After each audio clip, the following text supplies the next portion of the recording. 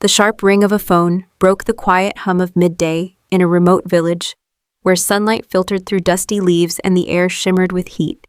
Maya Bennett wiped sweat from her brow as she stepped outside the makeshift clinic she'd dedicated the past 2 years to. She thought the call might be an emergency from the hospital back home, but when she saw the name glowing on her screen, her stomach dropped. Victor, her stepfather. A man whose cheerful voice had once charmed her mother and pulled their family into his orbit, but whose selfish decisions had left a trail of pain. She almost didn't answer. After years of enduring Victor's arrogance, Maya had learned his calls rarely brought anything but trouble. But something curiosity, or the thin hope that maybe this time would be different, made her swipe to pick up. "Hello," she said, forcing a neutral tone. "Maya, just thought you'd like to know," Victor's voice oozed false cheer. "I sold the mountain cabin." The word slammed into her like a punch.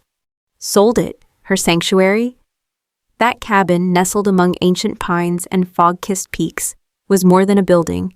It was the last place she'd felt close to her late mother. It was where she'd gone to mend herself after long months spent tending to crises around the world, and where she and her best friend, Emily Grant, had poured countless weekends into making it a home. Victor, of course, had no attachment to it. To him, it was nothing more than a commodity, a quick fix for his spiraling gambling debts. His hollow laugh on the line made her blood boil. She had spent years navigating the emotional minefield he laid, always compromising to keep the peace. But this time was different. The cabin wasn't just hers, it belonged equally to Emily, and Victor had no right to sell it.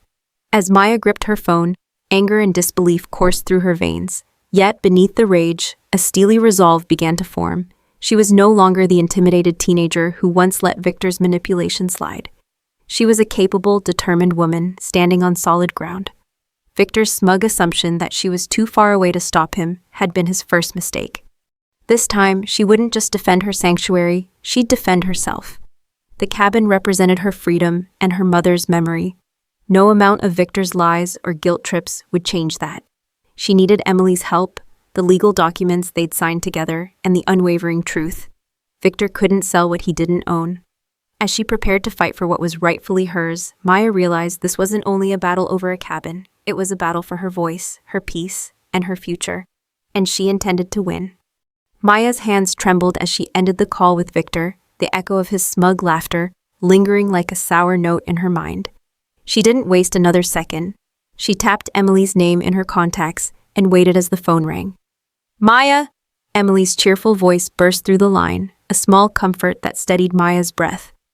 He tried to sell the cabin," Maya blurted, her voice cracking with disbelief and anger. A stunned silence met her words. "He what?" Emily finally replied, her tone sharp and incredulous. Maya explained everything: Victor's claim he'd sold the cabin, his excuses about debts, and his condescending remarks about how she was never around to enjoy it anyway. As she spoke, she paced the narrow walkway outside the clinic, the red clay dirt crunching under her boots. The midday sun felt harsher than ever. Emily exhaled audibly on the other end. "That's impossible. You know he can't sell it alone. Our co-ownership agreement is ironclad. I'll pull up the documents now." A sense of tentative relief flickered through Maya. The agreement they'd drafted years ago wasn't just paperwork. It was a safeguard, a promise they'd made to each other to protect the one place that meant everything. As Emily searched her files, Maya closed her eyes and forced herself to take slow, steady breaths. She needed to stay calm. Minutes later, Emily's voice came back, firmer than before. "I found it. The contract is clear. Neither of us can sell without the other's written consent. His sale is invalid." Maya felt her legs weaken as a wave of relief washed over her, but it was quickly replaced by cold, focused anger. "Then we need proof he tried to sell it. Can you reach out to the county records office and the local real estate agents? If he filed any paperwork, we'll find it."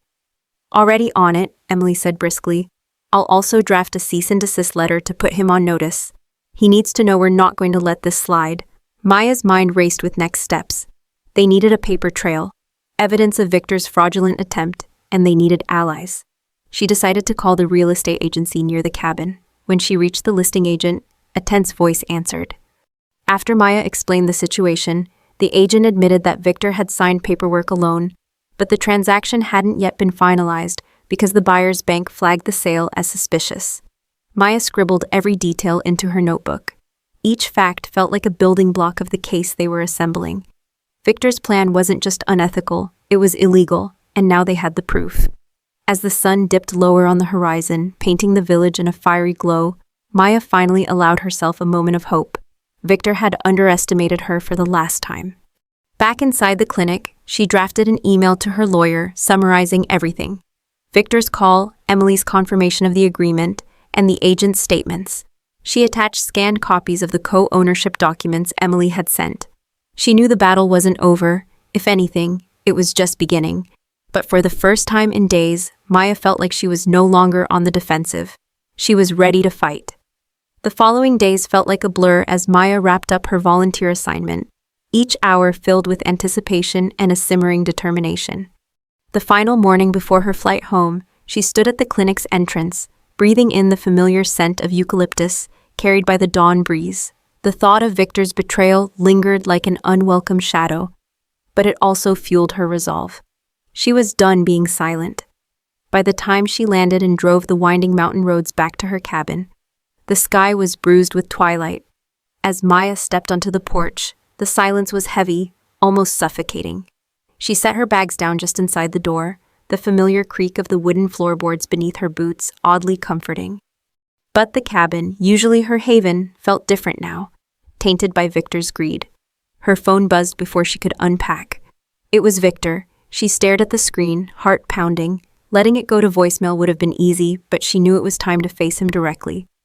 "Well, if it isn't my world-saving stepdaughter," Victor sneered the moment she picked up, his voice dripping with forced cheer. "Back to reality, are we?" Maya clenched her jaw. "What do you want, Victor?" "Oh, just checking in," he said, smugness radiating from every syllable. "I thought you might be upset about the cabin, but there's no use crying over spilled milk." She took a slow breath, steadying her voice. "Funny you should say that, because the cabin isn't sold. I've seen the ownership records. You can't sell what isn't yours, Victor." A beat of silence stretched on the line. She could almost hear his composure cracking. "That's ridiculous," he snapped, his tone growing tight. "The buyer paid cash. The paperwork is done." "No, it's not," she said coldly. "Emily and I co-own the cabin. Without her consent, your so-called sale is worthless." Victor's brittle laugh grated on her nerves. "You always think you're so smart, so perfect. You don't understand how hard I've had it."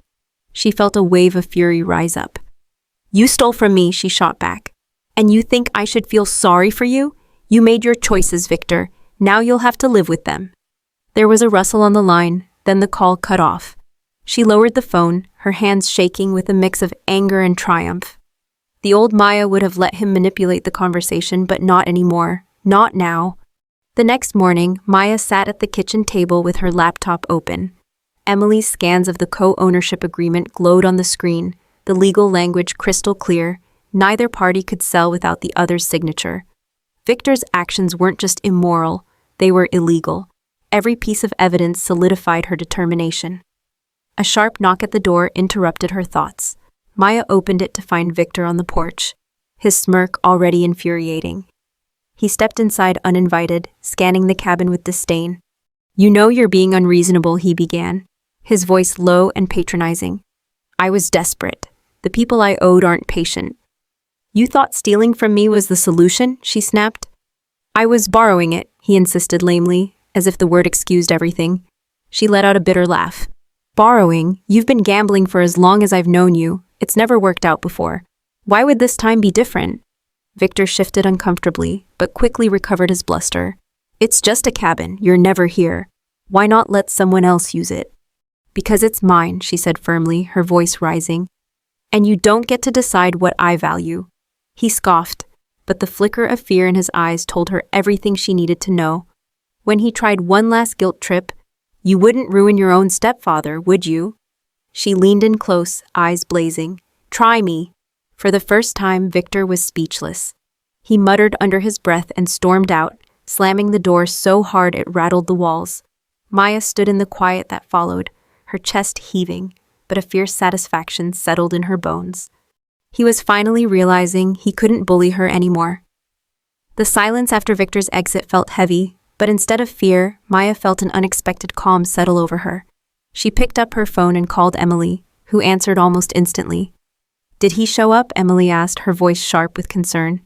He did, Maya said, pacing the living room as she recounted the confrontation. He tried to spin it as if he was just borrowing the cabin.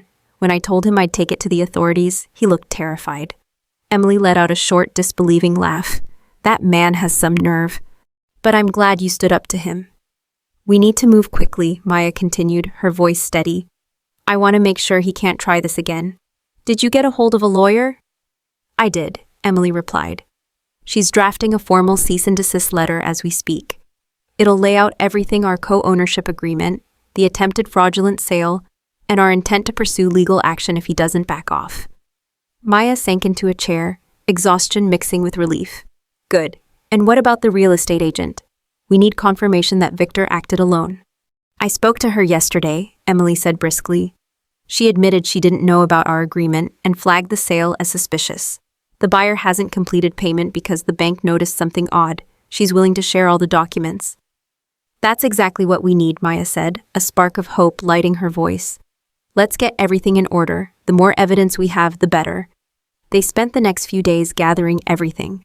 The original co-ownership paperwork, texts from Victor about his supposed deal, and copies of the unsigned sale agreement. Emily reached out to the county clerk, who confirmed no official transfer of ownership had been recorded, a crucial fact that made Victor's scheme even more obvious. Each new piece of information added weight to their case. When Maya called the buyer's bank, a cautious representative confirmed the transaction had been put on hold pending an investigation into ownership disputes. That alone made Maya's chest ease a little. Time was now on their side. One evening, as Maya sorted papers across her kitchen table, the phone rang with an unfamiliar number. She answered to find Detective Ryan Walker on the other end, his tone professional yet warm. Miss Bennett, I've been assigned to review your case. I've gone over the documents you and Miss Grant submitted. It's clear there was an attempt to sell the property without proper authorization. Are you willing to pursue a formal investigation? Yes, Maya said without hesitation, her voice firm. I want to make sure he can't do this again, not to me, not to anyone. Understood, Detective Walker replied. We'll start by contacting the potential buyer and gathering statements from all parties involved. If Victor continues to interfere, we'll escalate to criminal charges for fraudulent misrepresentation. After the call, Maya slumped into her chair, a shaky breath escaping her lips. She texted Emily immediately. Detective Walker's on board. The investigation is starting. Emily responded almost instantly. That's the best news I've heard all week. We've got this, Maya. Maya looked around the cabin, still cluttered with unopened mail and luggage. It felt less like a war zone now, and more like what it had always been meant to be, a sanctuary. For the first time in weeks, she let herself believe everything would turn out all right. Victor had thought she'd be too far, too busy, too soft to fight back. But he was about to find out that she wasn't alone, and she wasn't afraid anymore. 2 days later, Detective Walker called Maya again, his voice as calm and methodical as before. Miss Bennett, we've spoken with the buyer, he said.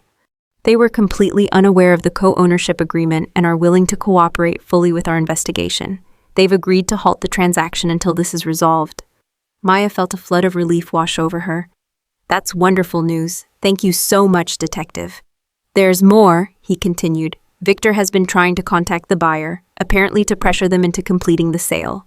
We've advised them to cut off communication. At this point, if he continues, we'll have grounds for criminal charges. Please keep me updated on anything new, Maya said, her voice calm but firm. Hanging up, she immediately called Emily. The buyer's backing out. The sale is as good as dead. Emily let out a whoop of triumph that made Maya laugh for the first time in days. This is huge, Maya. He thought he could walk all over us, but look at you. Maya felt a warmth spread through her chest. For so long she'd avoided conflict with Victor, too used to swallowing her discomfort to keep the peace. But the cabin and what it represented was too important. She wasn't just fighting for property.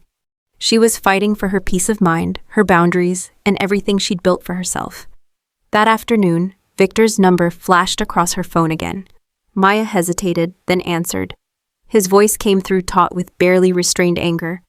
Do you have any idea what you've done? He barked. You're ruining everything. Maya kept her voice even. No, Victor, you did that yourself. The sale is invalid and the buyer knows it. This ends here.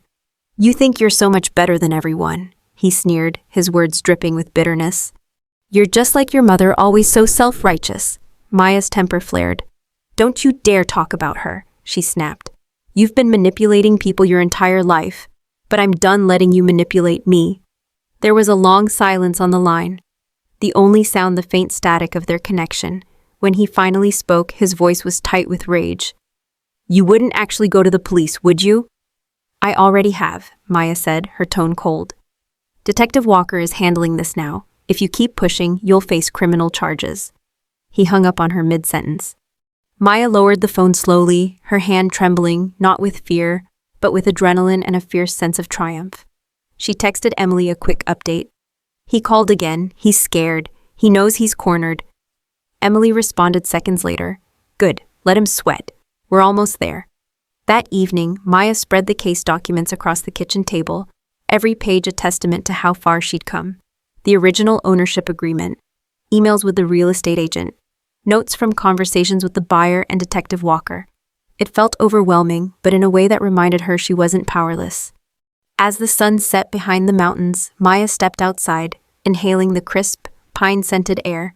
The cabin's silhouette stood dark and resolute against the deepening twilight. She ran a hand along the porch railing they'd built years ago, each splintered edge a memory of laughter, quiet nights, and shared dreams with Emily. This place wasn't just a cabin, it was a piece of her heart. And for the first time in years, she truly believed no one, not even Victor, could take that away from her again. The next morning, the knock on Maya's door startled her.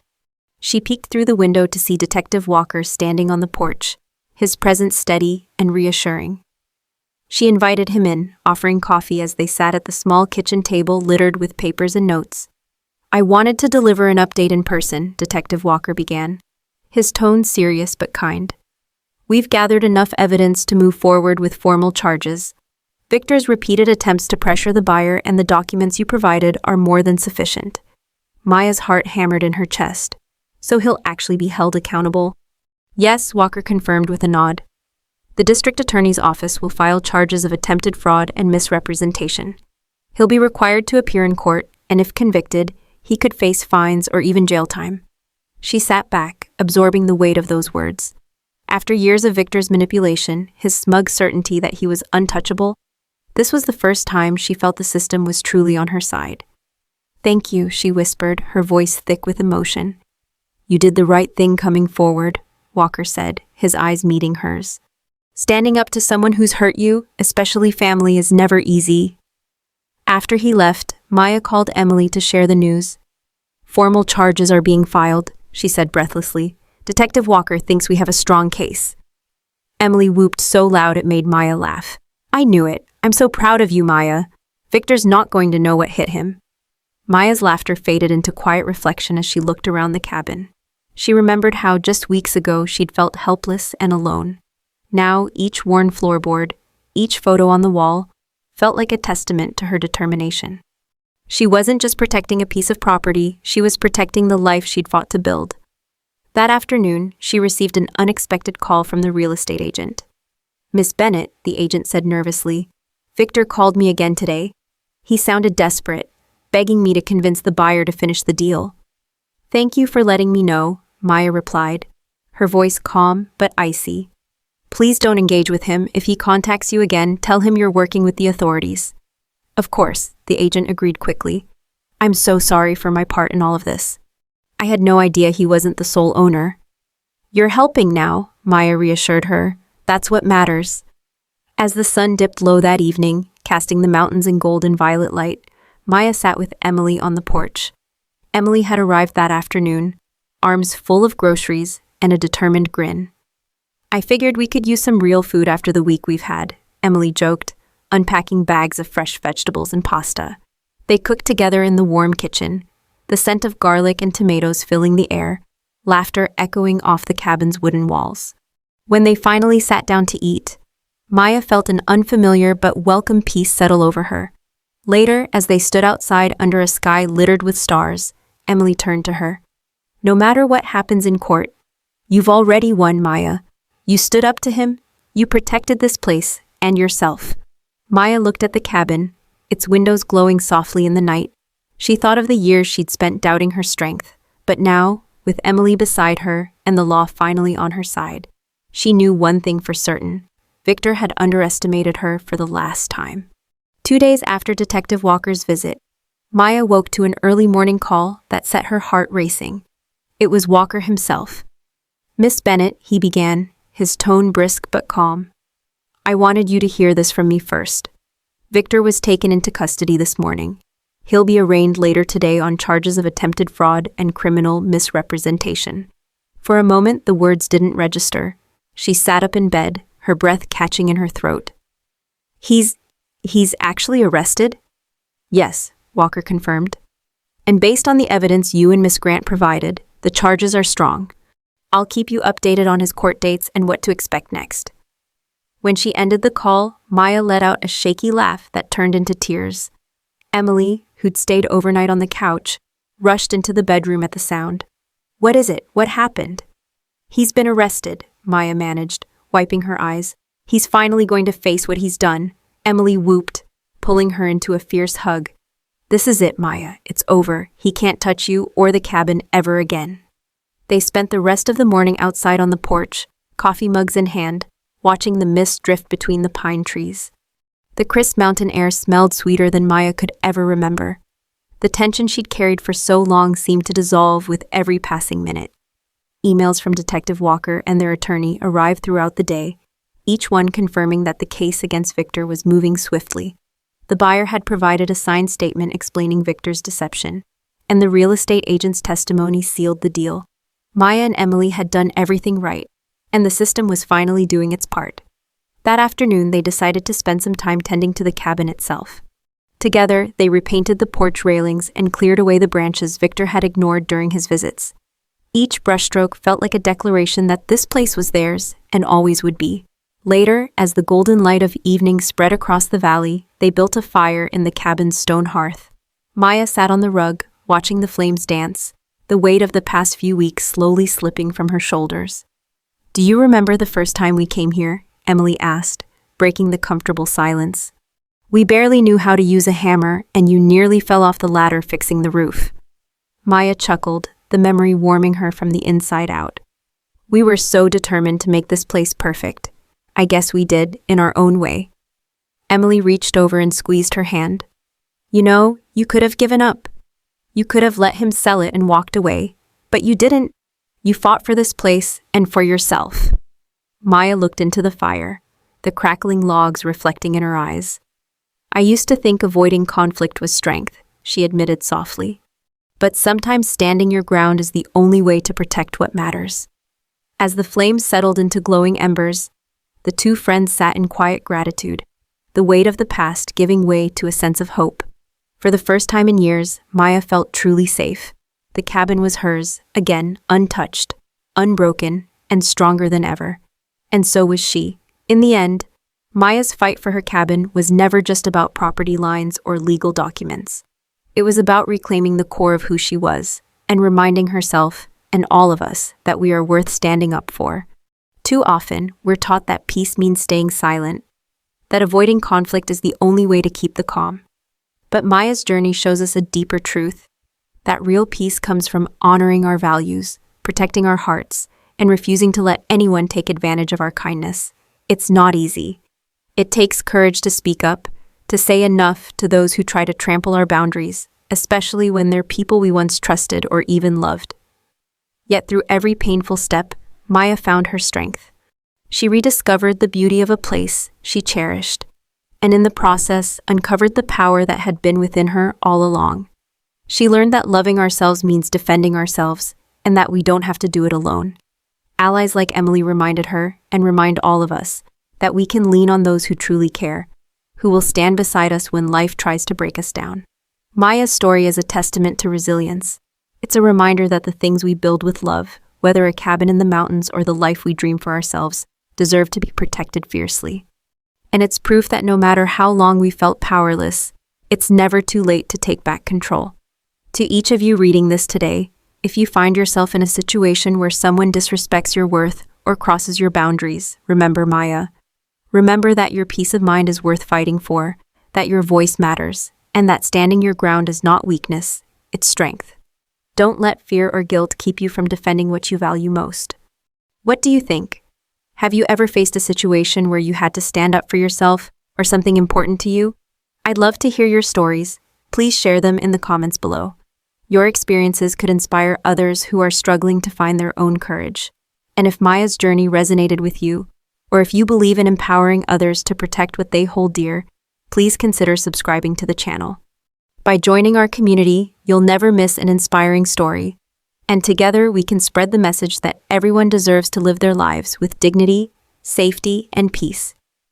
Thank you for being here, for caring, and for believing in the power of resilience. Until next time, take care of yourself, hold your boundaries with pride, and never forget, you are stronger than you know.